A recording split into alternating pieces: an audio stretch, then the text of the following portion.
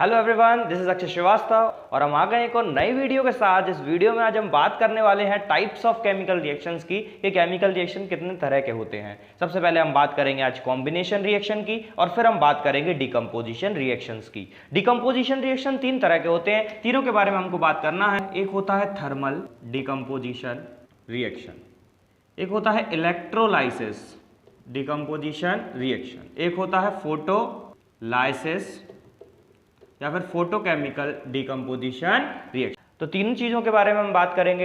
Actually होगा क्या कि ये जो पूरा टॉपिक है इसको हम दो पार्ट में बांटेंगे। पहले पार्ट में जो हम वीडियो लाएंगे उसमें हम बताने वाले हैं आपको कॉम्बिनेशन रिएक्शन और डिकम्पोजिशन रिएक्शन के बारे में और तीनों तरह के डिकम्पोजिशन रिएक्शंस के बारे में। और जो नेक्स्ट वीडियो हमारी आएगी उस नेक्स्ट वीडियो में हम बात करेंगे displacement, double displacement, oxidation, reduction and redox reactions की। तो ज्यादा टाइम वेस्ट न करके जल्दी से शुरुआत करते हैं लेक्चर की।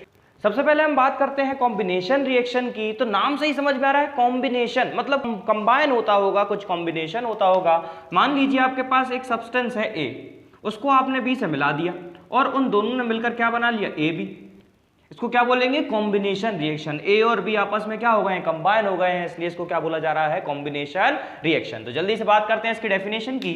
अ रिएक्शन, ये एक ऐसा रिएक्शन है इन विच टू और मोर रिएक्टेंट्स, दो एटलीस्ट होना ही चाहिए, दो से ज्यादा भी हो सकते हैं पर एटलीस्ट दो होना चाहिए। ठीक है बेटा, डेफिनेशन को समझने की कोशिश करो। एक ऐसा रिएक्शन जिसमें दो या दो से ज्यादा क्या हो, रिएक्टेंट्स हो, जो क्या हो जाते हो, कंबाइन हो जाते हो, combine to form a single product. ये सिंगल के नीचे लाइन खींच लीजिएगा, बहुत इंपॉर्टेंट लाइन लिखी हुई है, सिंगल प्रोडक्ट। कंबाइन होने के बाद वो क्या बनाते हैं, एक प्रोडक्ट बनाते हैं, सिंगल प्रोडक्ट बनाते हैं। उस रिएक्शन को बोला जाएगा कॉम्बिनेशन रिएक्शन। तो इस एग्जांपल के बारे में पहले भी डिस्कस कर चुका हूं वीडियो में। आप देख सकते हैं कि हमने बाल्टी ली थी, उस बाल्टी में थोड़ा सा चूना डाला था और पानी डाला था। वो बाल्टी बेचारी सीधी टेढ़ी हो गई थी। क्यों? क्योंकि उसमें इन दी एंड हीट निकली थी, जिस हीट की वजह से बेचारी बाल्टी जो थी टेढ़ी हुई। एग्जांपल हमारा क्या कह रहा है कि हमने कैल्शियम ऑक्साइड लिया, कैल्शियम ऑक्साइड में क्या मिला दिया, पानी का मॉलिक्यूल मिलाया, तो ये दोनों कंबाइन होकर क्या बनाते हैं, कैल्शियम हाइड्रोक्साइड बनाते हैं और उसमें से क्या निकलती है, हीट निकलती है। दो अलग अलग क्या है, आयनिक कंपाउंड्स हैं। दो आयनिक कंपाउंड्स को हमने आपस में मिलाया तो उन्होंने एक और नया आयनिक कंपाउंड बनाया, सिंगल प्रोडक्ट बनाया है। हीट एक एनर्जी है ना। तो सब्सटेंस क्या है ये। तो जब दो या दो से ज्यादा रिएक्टेंट्स आपस में कंबाइन होकर सिंगल प्रोडक्ट बनाते हैं उस रिएक्शन को कहा जाता है कॉम्बिनेशन रिएक्शन। अच्छा, कुछ इंपॉर्टेंट बात क्या है, केमिस्ट्री में कॉमन नेमिंग होती है। कुछ केमिकल्स होते हैं उनको हम और भी नामों से जानते हैं। अगर आपकी बुक में आपको क्विकलाइम लिखा मिलता है उसका मतलब क्या है, कैल्शियम ऑक्साइड लिखा हुआ है, और स्लेक्ड लाइम लिखा हुआ है इसका मतलब क्या लिखा हुआ है, कैल्शियम हाइड्रोक्साइड। और मैंने आपको बताया था कि कैसे बनते हैं कैल्शियम ऑक्साइड, कैसे बना हो, कैल्शियम के ऊपर 2 का पॉजिटिव का चार्ज, ऑक्सीजन के ऊपर 2 का नेगेटिव का charge, same charge cancel out each other, finally form CaO। ये कैसे बना होगा, कैल्शियम के ऊपर 2 का पॉजिटिव का चार्ज, OH, हाइड्रोक्साइड के ऊपर नेगेटिव का चार्ज, 2 लिखो 1 लिखो, 2 जाएगा इसके पास, बन जाएगा इसके पास, क्या बन जाएगा, CaOH का होल ट्वाइस। अच्छा, साथ ही साथ हम इसको एक्सोथर्मिक भी बोल सकते हैं। क्यों? क्योंकि इन दी एंड क्या हो रहा है, हीट निकल रही है, तो हीट निकल रही है इसलिए हम इसको एक्सोथर्मिक भी बोल सकते हैं। थोड़ा और ज्यादा डीपली समझ लो। हमारे पास था कैल्शियम ऑक्साइड, तो आप ना ऐसे एटम बना लिएगा लो। कैल्शियम में क्या जुड़ी हुई है, ऑक्सीजन जुड़ी हुई है, बन गया कैल्शियम ऑक्साइड। और हमने इसमें क्या मिला दिया, पानी का मॉलिक्यूल, एक ऑक्सीजन और उसमें क्या है, 2 हाइड्रोजन है। ये जब आपस में कंबाइन होंगी तो देखो जरा क्या बनाएंगी, कैल्शियम और एक ऑक्सीजन और एक ऑक्सीजन और उनमें जुड़ी हुई है हाइड्रोजन एंड हाइड्रोजन। तो 2 हाइड्रोजन थी, 2 हाइड्रोजन, 2 ऑक्सीजन थी तो 2 ऑक्सीजन, एक कैल्शियम एक कैल्शियम। तो कैल्शियम ऑक्साइड को पानी से मिलाएंगे तो क्या बनेगा, कैल्शियम हाइड्रो ऑक्साइड। तो इस तरीके से भी आप डायग्राम बनाकर भी समझ सकते हैं, थोड़ा और ज्यादा डीपली जान सकते हैं। चलिए और एग्जाम्पल की बात कर लें। कार्बन को ऑक्सीजन से मिलाओगे तो कार्बन डाइऑक्साइड बनाएगा, है ना। 2 अलग अलग एटम्स है, इन दोनों कंबाइन करके एक सिंगल प्रोडक्ट मिला है, एंड में हमको एक ही प्रोडक्ट मिला है, तो एक ही प्रोडक्ट मिला है इसलिए इस रिएक्शन को क्या बोलेंगे, कॉम्बिनेशन रिएक्शन। और हीट देखो यहां पर दी है आपने, तो इसको क्या बोला जाएगा, एंडोथर्मिक रिएक्शन। अगला एग्जांपल, हाइड्रोजन और ऑक्सीजन को मिलाओगे तो पानी का मॉलिक्यूल बनाएगा। जब आपने 2 अलग अलग रिएक्टेंट को मिलाया और उन्होंने इन दी एंड क्या बनाया, सिंगल प्रोडक्ट, एक ही प्रोडक्ट बनाया है, इसलिए इस रिएक्शन को आप क्या बोलते हो, कॉम्बिनेशन रिएक्शन। तो एग्जांपल आप लिख लीजिएगा। चलिए बच्चों बात करते हैं डिकम्पोजिशन रिएक्शन की। तो डिकम्पोजिशन नाम से ही समझ में आ रहा है, डिकम्पोज का मतलब होता है टूटना। अच्छा, और आपने पढ़ा है कि सड़ जाती है चीज, जब गलने लगती है, बेकार हो जाती है, टूटने लगती है एक तरीके से, तो उसको डिकम्पोज बोला जाता है। तो डिकम्पोजिशन रिएक्शन भी उसी प्रकार का है कि हमारे पास एक कंपाउंड होगा और उस कंपाउंड को जब हम तोड़ेंगे तो उस रिएक्शन को बोला जाएगा डिकम्पोजिशन रिएक्शन। तो देख लेते हैं डेफिनेशन क्या कहती है। Decomposition reaction is the reaction, decomposition reaction एक रिएक्शन है in which a chemical compound decompose to form two और मोर सब्सटेंस, जिसके अंदर एक केमिकल कंपाउंड होगा, जो केमिकल कंपाउंड क्या होगा, डिकम्पोज होगा, मतलब टूटेगा और टूट करके बनाएगा दो या दो से ज्यादा सब्सटेंस। हमारे पास सब्सटेंस था ए बी और इस सब्सटेंस को जब हमने तोड़ा, डिकम्पोज किया, तो ये डिकम्पोज हो गया ए में और बी में। इस रिएक्शन को बोलेंगे डिकम्पोजिशन रिएक्शन। चलिए एग्जांपल की बात कर लेते हैं डिकम्पोजिशन रिएक्शन के। हाँ तो भाई डिकम्पोजिशन रिएक्शन तीन तरह का है और तीनों के बारे में हमको बात करनी है, मैंने आपको अभी बताया था। सबसे पहले हम बात करेंगे किसके बारे में, थर्मल डिकम्पोजिशन रिएक्शन, फिर हम बात करेंगे इलेक्ट्रोलाइसिस और फिर हम बात करेंगे फोटोलाइसिस। जल्दी से हम बात करते हैं सबसे पहले थर्मल डिकम्पोजिशन रिएक्शन की। थर्मल वर्ड का मैंने मतलब बताया था, हीट के लिए वर्ड इस्तेमाल किया जाता है। तो हीट की मदद से जब अपन कुछ डिकम्पोज करेंगे, जब तोड़ेंगे, तो उस रिएक्शन को बोला जाएगा थर्मल डिकम्पोजिशन रिएक्शन। तो these reaction use energy in the form of heat. ये जो रिएक्शन है ये करते हैं एनर्जी का इस्तेमाल करते हैं। जो एनर्जी किसके रूप में इस्तेमाल करते हैं, हीट के रूप में एनर्जी का इस्तेमाल करते हैं, इसलिए इसका नाम क्या है बेटा, थर्मल डिकम्पोजिशन रिएक्शन। तो थर्मल डिकम्पोजिशन रिएक्शन का बेस्ट एग्जांपल सबसे पहले आपकी बुक का ही एग्जांपल मैं आपको बताता हूं। तो आपकी बुक में एग्जांपल दे रखा है कि आपके पास फेरस सल्फेट था और वो किस कलर का था, ग्रीनिश कलर का था। जब आपने उसको जलाया, तो जब आप उसको क्या कर रहे हो, जलाओगे, किसकी मदद से जला रहे हो, बर्नर की मदद से जला रहे हो। पहली बात तो कि एकदम हवा में टेस्ट ट्यूब नहीं लटकी हुई होती या फिर बर्नर रखा है नीचे से, उसके ऊपर टेस्ट ट्यूब अपने आप आ जाएगी और कहेगी लो भाई अब जला दो, तो ऐसा नहीं होता है ना। यहाँ पर बकायदा एक स्टैंड लगता है, स्टैंड टेस्ट ट्यूब होल्डर लगाते हैं जो टेस्ट ट्यूब को होल्ड करके रखता है, ठीक है। यहाँ पर हम ट्राइपॉड स्टैंड लगाते हैं, जिस ट्राइपॉड स्टैंड के ऊपर नेट रखा होता है, तो फिर उसके नीचे हम बर्नर लगाते हैं। चलिए एग्जाम्पल में बात करते हैं क्या कह रहे हैं। तो हमारे पास था फेरस सल्फेट जो ग्रीन कलर का था। जब हमने बर्नर की मदद से उसको हीट किया, तो हीट करने के बाद वो फेरिक ऑक्साइड बनाता है, जिस फेरिक ऑक्साइड का कलर कैसा हो जाता है, ब्राउनिश ब्लैक। मतलब यहाँ पर जो सब्सटेंस था जिसका कलर था ग्रीन कलर, वो चेंज हो जाता है किस कलर में, ब्राउनिश ब्लैक कलर में। अच्छा, जब हम इसको हीट करेंगे तो इसमें से कुछ गैसेस निकलती हैं, जो गैसेस थोड़ी सी खट्टी खट्टी सी होती हैं, तो थोड़ी सी अजीब सी स्मेल होती है। उस स्मेल को बोला जाता है पंजेंट स्मेल। जो पंजेंट स्मेल किस किस से मिलकर बनी हुई है, सल्फर डाइऑक्साइड और सल्फर ट्राइऑक्साइड। फेरस सल्फेट, अच्छा फेरस सल्फेट Fe के ऊपर 2 का पॉजिटिव का चार्ज, सल्फेट के ऊपर 2 का नेगेटिव का charge, same charge cancel out each other, क्या बनाएंगे, FeSO4। तो फेरस सल्फेट को जब आपने हीट किया तो उसने क्या बनाया, फेरिक ऑक्साइड। क्या बनाया है, फेरिक Fe3 का पॉजिटिव का चार्ज, ऑक्सीजन 2 का नेगेटिव का चार्ज, 3 2 जाएगा इसके पास, 3 जाएगा इसके पास, क्या बनेगा, Fe2O3। क्या बनेगा, Fe2O3। तो हमारे पास क्या बना है, फेरिक ऑक्साइड, और उसमें से निकली है सल्फर डाइऑक्साइड और सल्फर ट्राइऑक्साइड।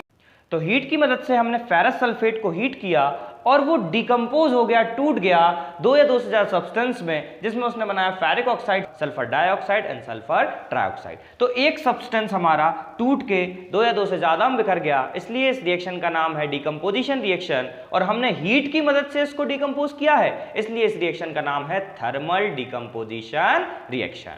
तो इस एग्जाम्पल को याद रखना और मैं आपको एग्जाम्पल्स बताता हूं। चलिए बच्चों नेक्स्ट एग्जांपल की बात कर लें। तो नेक्स्ट एग्जांपल पे भी हमने क्या लिया है, लेड नाइट्रेट लिया है। लेड नाइट्रेट किस कलर में पाया जाता है बच्चों, कलरलेस पाया जाता है। इसको हमने हीट किया और ये बदल गया लेड ऑक्साइड में। जिस लेड ऑक्साइड का कलर येलोइश कलर था और उसमें से निकल गई है नाइट्रोजन ऑक्साइड और ऑक्सीजन। अच्छा ये कैसे बने होंगे सब्सटेंस, देखो बच्चों लेड के ऊपर होता है 2 का पॉजिटिव का चार्ज, नाइट्रेट के ऊपर होता है नेगेटिव का चार्ज, ये 2 और ये 1, 2 जाएगा इसके पास और 1 जाएगा इसके पास, क्या बनेगा, PbNO3 का होल ट्वाइस। जो 2 है दोनों से मल्टीप्लाई होगा, नाइट्रोजन से भी और ऑक्सीजन से भी। उसी तरीके से यहां पर देखिए लेड ऑक्साइड कैसे बनेगा, लेड के ऊपर 2 का पॉजिटिव का चार्ज, ऑक्सीजन के ऊपर 2 का नेगेटिव का charge, same charge cancel out each other, finally form PbO। Lead nitrate को हीट किया इसलिए थर्मल, और हीट करने के बाद टूट गया इसलिए डिकम्पोजिशन रिएक्शन कहा जाएगा। चलिए जल्दी से नेक्स्ट एग्जांपल की बात कर लें। तो कैल्शियम कार्बोनेट, उसको हीट किया तो हीट करने पर उसमें से कार्बन डाइऑक्साइड निकल जाती है और उसके पास क्या बचती है, कैल्शियम ऑक्साइड। कैल्शियम कार्बोनेट को लाइमस्टोन कहा जाता है और उसने जो कैल्शियम ऑक्साइड बनाया है उसको कहा जाता है क्विकलाइम। तो इस रिएक्शन में भी हमने हीट की मदद से कैल्शियम कार्बोनेट को तोड़ा है, इसलिए डिकम्पोजिशन रिएक्शन, हीट की मदद से तोड़ा इसलिए थर्मल डिकम्पोजिशन रिएक्शन। जल्दी से बात कर लें कुछ इंपॉर्टेंट चीजें की। कैल्शियम कार्बोनेट कैसे बना? कैल्शियम के ऊपर 2 का पॉजिटिव का चार्ज, कार्बोनेट के ऊपर 2 का negative, same charge cancel out each other, finally form CaCO3। यहाँ पर देखिए कैल्शियम ऑक्साइड, कैल्शियम के ऊपर 2 का पॉजिटिव का चार्ज, ऑक्सीजन के ऊपर 2 का नेगेटिव का charge, same charge cancel out each other, finally form CaO। तो याद रखिएगा ये तीनों एग्जांपल्स। अब हम बात करते हैं अगले तरह के डिकम्पोजिशन रिएक्शन की। चलिए बच्चों बात करते हैं इलेक्ट्रोलाइसिस डिकम्पोजिशन रिएक्शन की। तो इलेक्ट्रोलाइसिस नाम से समझ में आ रहा है कि हम इसमें इलेक्ट्रिक करंट का इस्तेमाल करेंगे काय के लिए? डिकम्पोजिशन के लिए। तो हम क्या करते हैं बच्चों, पानी का मॉलिक्यूल लेते हैं और पानी के मॉलिक्यूल में पास करते हैं इलेक्ट्रिक करंट। जिस इलेक्ट्रिक करंट से हमारा पानी का मॉलिक्यूल हाइड्रोजन और ऑक्सीजन में टूट जाता है। बैलेंस कर लीजिए भाई इसको, ये इक्वेशन बैलेंस है। तो भाई क्या बात समझ में आती है कि हमारे पास पानी का मॉलिक्यूल था, उसमें हमने इलेक्ट्रिक करंट पास किया। इलेक्ट्रिक करंट पास करने की वजह से पानी का मॉलिक्यूल टूट गया, ब्रेक डाउन हो गया, और ब्रेक डाउन हो गया काय में? हाइड्रोजन में एंड ऑक्सीजन में। तो ये जो डेफिनेशन क्या कह रही है, the reaction use electrical energy. ये जो रिएक्शन होते हैं कौन सी एनर्जी का इस्तेमाल करते हैं? इलेक्ट्रिकल एनर्जी का इस्तेमाल करते हैं डिकम्पोज होने के लिए, इसलिए इस रिएक्शन को बोला जाएगा इलेक्ट्रोलाइसिस डिकम्पोजिशन रिएक्शन।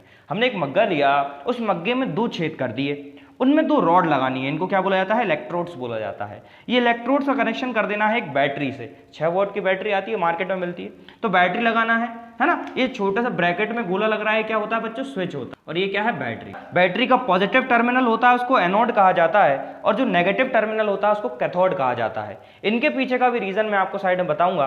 पहले बात कर लें डायग्राम का। मग लिया है एक, इस मग में हमने क्या किया है? 2 इलेक्ट्रोड लगाई हैं, और 2 इलेक्ट्रोड लगाने के बाद उनके ऊपर उल्टी टेस्ट ट्यूब रख दी है, इन्वर्टेड टेस्ट ट्यूब। ये जो टेस्ट ट्यूब है कैसी रखी हुई है? उल्टी रखी हुई है ना। और हमने इसमें पानी डाल दिया। पानी के साथ साथ few drops of sulphuric acid भी डाली है। हमने कुछ ड्रॉप्स डाली हैं सल्फ्यूरिक एसिड की। क्वेश्चन आ जाता है एग्जाम में कि बताइए हमने पानी में सल्फ्यूरिक एसिड क्यों डाला? तो रेट ऑफ रिएक्शन बढ़ाने के लिए हमने सल्फ्यूरिक एसिड डाला है। एसिड बेस वाले चैप्टर में डीपली आपको समझाऊंगा कि एसिड का क्या काम होता है। बाकी अभी इतना याद रखिए कि जब हम पानी में हल्का सा सल्फ्यूरिक एसिड मिला देंगे तो इसका जो रिएक्शन है, जो केमिकल रिएक्शन जो हो रहा था, वो उसकी रफ्तार और बढ़ जाती है। तो केमिकल रिएक्शन की रफ्तार को बढ़ाने के लिए, उसकी तेजी बढ़ाने के लिए हमने इसमें कुछ बूंदों का सल्फ्यूरिक एसिड का इस्तेमाल किया है और हमने इलेक्ट्रिक करंट पास कर दिया है। अब होगा क्या कि ये जो पानी का मॉलिक्यूल है ये इलेक्ट्रिक करंट की मदद से टूटेगा, ब्रेक डाउन होगा। अच्छा, ये ब्रेक डाउन होगा तो इसमें से क्या क्या निकलेगा? सर इसमें से हाइड्रोजन निकलेगी जिसके ऊपर पॉजिटिव का चार्ज होता है, और एक क्या निकलेगी? ऑक्सीजन निकलेगी जिसके ऊपर 2 का नेगेटिव का चार्ज होता है। अच्छा, जिसके ऊपर नेगेटिव का चार्ज होता है उसको एनायन बोलते हो, और जिसके ऊपर पॉजिटिव का चार्ज होता है उसको कैटायन बोलते हो। तो याद रखो बच्चों कि एनायन तो कहां जाते हैं? एनोड के पास, और कैटायन कहां जाते हैं? कैथोड के पास। ऐसा क्यों सर? देखो बच्चों याद रखना है कि एनायन कहां जाएंगे? एनोड के पास। कैटायन कहां जाते हैं? कैथोड के पास। इसलिए क्योंकि एनायन के ऊपर तो नेगेटिव का चार्ज, और एनोड कैसी होती है? Positive. Opposite charge attract each other. Oxygen थी जिसके ऊपर क्या था? नेगेटिव का चार्ज, तो नेगेटिव वाला किसके पास जाएगा? पॉजिटिव के पास। Opposite charges attract each other. और पॉजिटिव वाला कहां जाता है? नेगेटिव के पास। तो पॉजिटिव वाला कहां जाएगा? नेगेटिव के पास। तो याद रखना है कि एनायन एनोड पर जाते हैं और कैटायन कैथोड पर जाते हैं। एनायन नेगेटिव तो एनोड पॉजिटिव, कैटायन पॉजिटिव तो कैथोड नेगेटिव। याद रखने का तरीका क्या है? बस एक याद रख लो, एनायन। एनायन के ऊपर क्या होता है बच्चों? नेगेटिव का चार्ज, आ नेगेटिव आयन। अगर एनायन नेगेटिव तो एनोड पॉजिटिव, एनायन नेगेटिव तो कैटायन पॉजिटिव, और कैटायन पॉजिटिव तो कैथोड नेगेटिव। तो ये कॉन्सेप्ट आपको याद रखना है कि एनायन एनोड पर जाएंगे, कैटायन कैथोड पर जाएंगे। Opposite charges attract each other. तो होगा क्या बच्चों?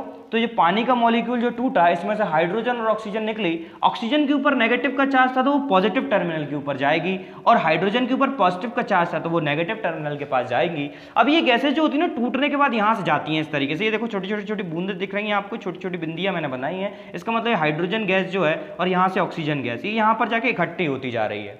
अब एग्जामिनर आपसे सवाल क्या पूछता है कि बताइए एक जगह जो टेस्ट ट्यूब में स्पेस था वो कम था और एक जगह स्पेस ज्यादा था, ऐसा क्यों? तो भाई देखो, पानी का जो मॉलिक्यूलर रेशियो होता है वो क्या होता है? देखो जरा, एक पानी का मॉलिक्यूल टूटेगा तो उसमें से 2 तो हाइड्रोजन निकलेंगी और 1 ऑक्सीजन निकलेगी। जरा देखो H2O पानी का मॉलिक्यूल है, जब हम इसको ब्रेक डाउन करेंगे, एक मॉलिक्यूल को तोड़ेंगे तो 2 तो क्या निकल रही है, हाइड्रोजन, और 1 क्या निकल रही है, ऑक्सीजन। तो ऑक्सीजन 1 निकल रही है पर हाइड्रोजन दुगनी मात्रा में निकल रही है, इसलिए हाइड्रोजन का स्पेस ज्यादा है, दुगनी मात्रा में है, और ऑक्सीजन का स्पेस कम है। क्या बात समझ में आती है कि यहां पर ऑक्सीजन इकट्ठी हो गई और यहां पर हाइड्रोजन गैस इकट्ठी हो गई। अच्छा, ये बात तो समझ में आ गई, पर अब टेस्ट ट्यूब में तो हमको कुछ दिख नहीं रहा है, तो हम कैसे पहचानेंगे भाई कि हाइड्रोजन कौन सी है और ऑक्सीजन कैसी है? तो अब हम क्या करते हैं बच्चों, इनको टेस्ट ट्यूब्स को ऐसे निकालते हैं बाहर, और हम क्या करते हैं, मैच बॉक्स में से एक माचिस निकाल के जलाएंगे और उस माचिस को ना हम ऐसे टेस्ट ट्यूब के ऊपर ले जाते हैं, और टेस्ट ट्यूब के ऊपर ले जाकर ना ऐसे हाथ हटाते हैं। तो हाथ हटाते तो ऑक्सीजन के प्रेजेंस में आग लगती है, तो ऑक्सीजन के प्रेजेंस में हमको जो फ्लेम मिलती है वो येलोइश फ्लेम मिलती है, और हाइड्रोजन के प्रेजेंस में ब्लूइश फ्लेम मिलती है। तो उस फ्लेम से हम समझ जाते हैं कि कौन सी जगह कौन सी गैस पाई गई है। तो याद रखना है कि ऑक्सीजन की मात्रा कम होगी और हाइड्रोजन की मात्रा ज्यादा होगी। यहाँ पर पानी को हमने इलेक्ट्रिक करंट की मदद से ब्रेक डाउन कर दिया और तोड़ दिया 2 या 2 से ज्यादा सब्सटेंस में, इसलिए इस रिएक्शन को बोला जाएगा डिकम्पोजिशन रिएक्शन, और इलेक्ट्रिक करंट की मदद से तोड़ा है इसलिए इसको बोला जा रहा है इलेक्ट्रोलाइसिस डिकम्पोजिशन रिएक्शन। अब हम बात करते हैं next type of decomposition reaction की, जिसको बोला जाता है photolysis decomposition reaction. Photolysis decomposition reaction या फिर फोटोकेमिकल डिकम्पोजिशन रिएक्शन, ये रिएक्शन है, देखो बच्चों, फोटो वर्ड का इस्तेमाल किया जा रहा है, फोटोसिंथेसिस, फोटो वर्ड का इस्तेमाल किया जाता है सनलाइट के लिए। तो जब हम सनलाइट की मदद से किसी चीज को डिकम्पोज करेंगे, तोड़ेंगे, तो उसको बोला जाएगा फोटोलाइसिस डिकम्पोजिशन रिएक्शन। तो देखिए जरा, these reaction involve the use of light energy. ये जो रिएक्शन होते हैं किसका इस्तेमाल करते हैं, लाइट एनर्जी का इस्तेमाल करते हैं। चलिए जल्दी से एग्जाम्पल की बात कर लेते हैं। मान लीजिए बच्चों कि आपके पास कोई बीकर है और इस बीकर में आपने भर दिया भैया क्या, सिल्वर क्लोराइड। क्या भरा हुआ है इसमें, AgCl। ठीक, हमारे पास सिल्वर क्लोराइड था, सनलाइट के प्रेजेंस में जैसे ही हमने सिल्वर क्लोराइड को रखा तो जैसे ही इस पर क्या पड़ती है बच्चों, सनलाइट पड़ती है, तो सनलाइट जैसे ही इस पर पड़ेगी तो इसमें से सिल्वर अलग हो जाएगा और क्लोरीन गैस निकल के उड़ जाएगी। तो हमारे पास क्या बचेगा, सिर्फ और सिर्फ सिल्वर। उसी तरीके से हमारे पास था सिल्वर ब्रोमाइड, तो सिल्वर ब्रोमाइड को जब हमने सनलाइट के प्रेजेंस में रखा तो उसमें से ब्रोमीन गैस निकल गई, सिल्वर हमारे पास बच जाता है।